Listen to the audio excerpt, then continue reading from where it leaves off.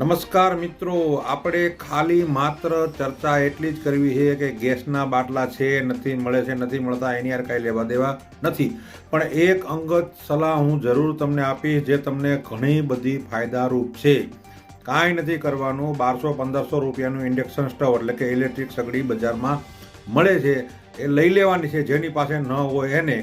અને એના જે ઇન્ડક્શનના વાસણો આવે છે એ પણ લઈ લેવાના છે. આ એક તકલીફ એમાં પડશે કે રોટલી એમાં લગભગ નથી બનતી. પણ રોટલી ન બને તો કાંઈ નહીં, આપણે વેજીટેબલ ખીચડી, મિક્સ સબ્જી, દાલ રાઈસ, ટૂંકમાં જે ઘઉંના લોટ વગરની જેટલી બધી આઈટમો હોય બધી એમાં બને છે. એટલે એક ફાયદો એ થશે કે તમારે ઘઉંનો લોટ થોડોક ટાઈમ એવોર્ડે થઈ જશે. ઘઉંની રોટલી ન બને તો કાંઈ નહીં, પણ જે સબ્જી જેટલી પ્રકારની બને છે એમાં ચાવલ નાખીને જે કાંઈ બનતું હોય બનાવવાનું. એટલે તમારા શરીર માટે તમને ફાયદો છે અને લોટની પણ બચત થશે. એટલે ઇન્ડક્શન સ્ટવ અત્યારે તમારી